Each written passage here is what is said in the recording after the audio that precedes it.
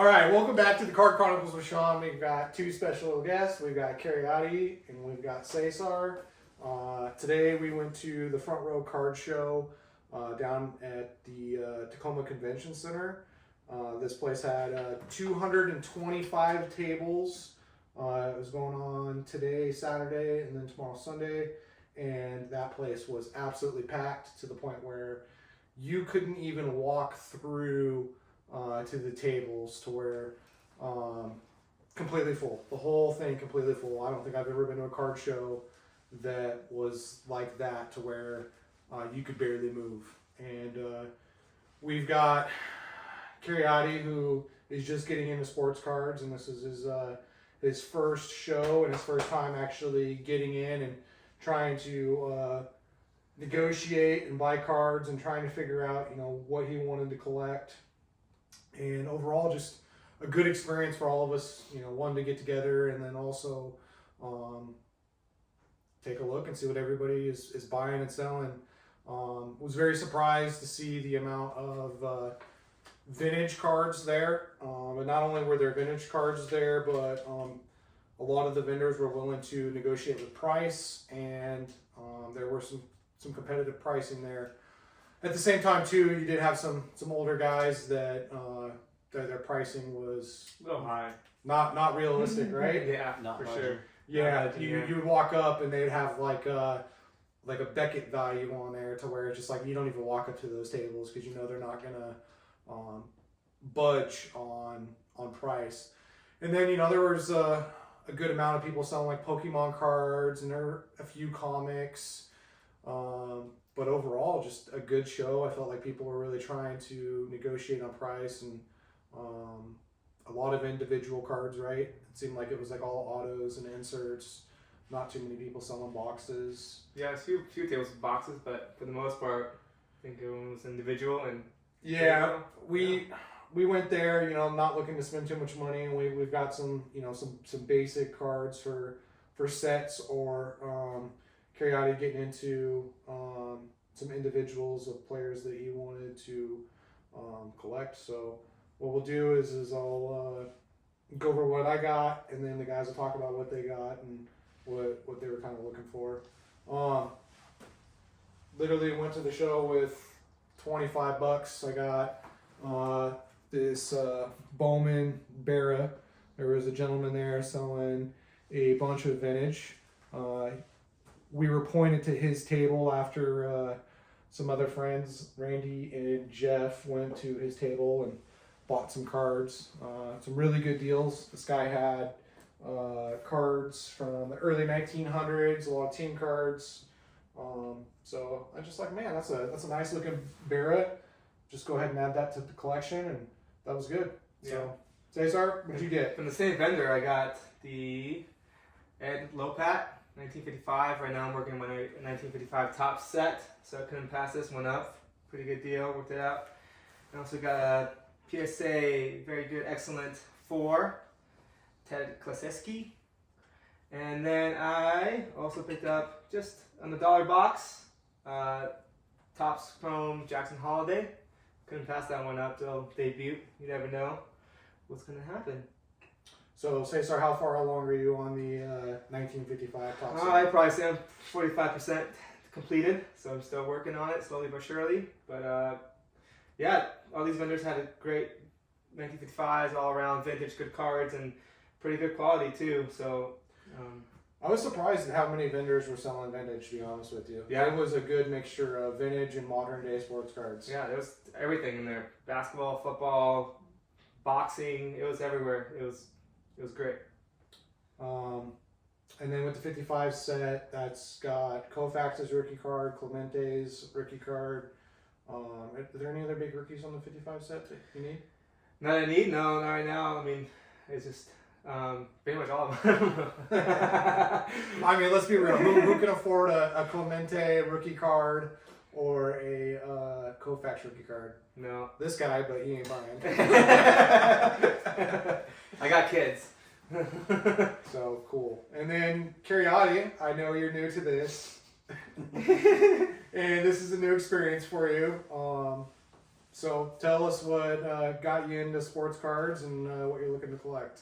I just really wanted to just start collecting and not really knowing what I'm diving into yet, but mainly this age player, rookie cards, and just seeing what I can get and hopefully a good Otani pull.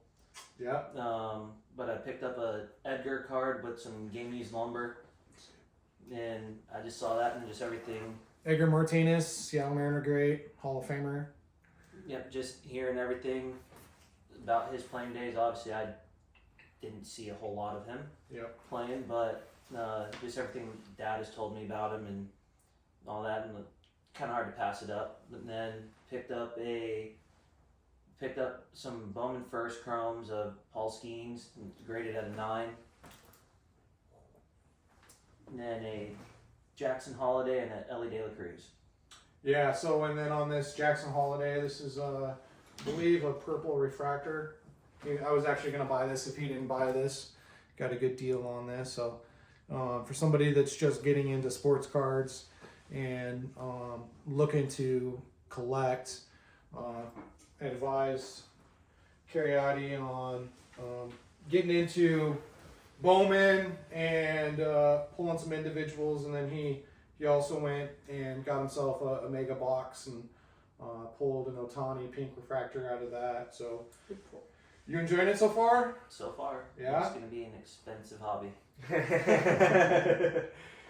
Yep, and overall these are just a good all around different variety of cards. We've got modern, we've got vintage, a little bit of something for everybody, and everybody's just trying to either get started or build sets. And it's cool that we could bring somebody in who doesn't know anything about sports cards and start pointing them in the right direction and getting some good stuff while he's just getting going. And then since my last video, I'll show what we've recently got. We've got 1956 Topps Willie Mays SGC2. The funny thing about this card is this is my second attempt at buying this card. The first one I bought off of eBay. It graded at an SGC4, and the authenticator actually kicked it back to the seller that it was in too rough a condition to grade a 4. So I got my money back, and then I just settled on this SGC2. And then we've also got the Baseball Thrills. What year is this? 1959 Topps Mickey Mantle. SGC6. I was just browsing the old interwebs one day and saw this, and I couldn't pass it up for the condition it was in. So that was awesome. For me personally, looking forward, my card project is eating up most of my funds, so we'll probably be a little limited on what we get, and we'll get some basic stuff. But really, for me, that's what I'm going to be collecting. Cesar, is there anything else you're going to be collecting outside of your 55? No, I got a few 1960s. So got Ernie Banks 1962 as well with a mantle. So maybe start working on that after I finish my 55s in a few years, though. Cheapo. I know. How about you? Is there anything you're going to be looking else to collect?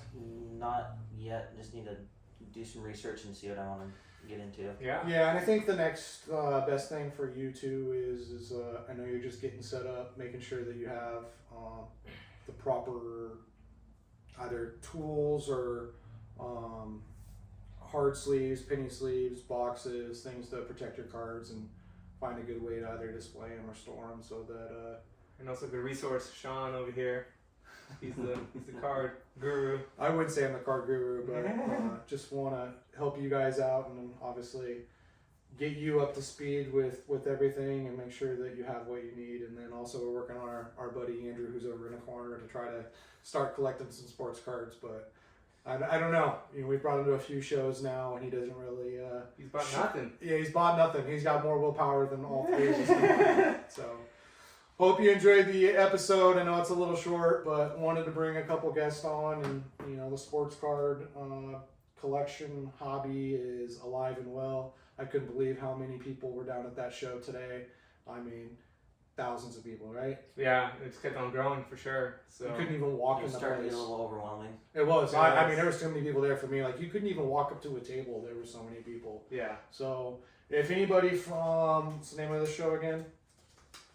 Frontrow Card Shows watches this, you need to get the other side of the convention center for next year, and you will have the tables filled. There were so many people there.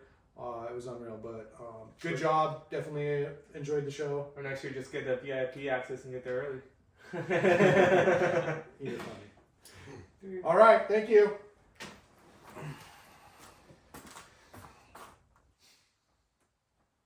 I wasn't even recording. I'm just kidding. Yeah.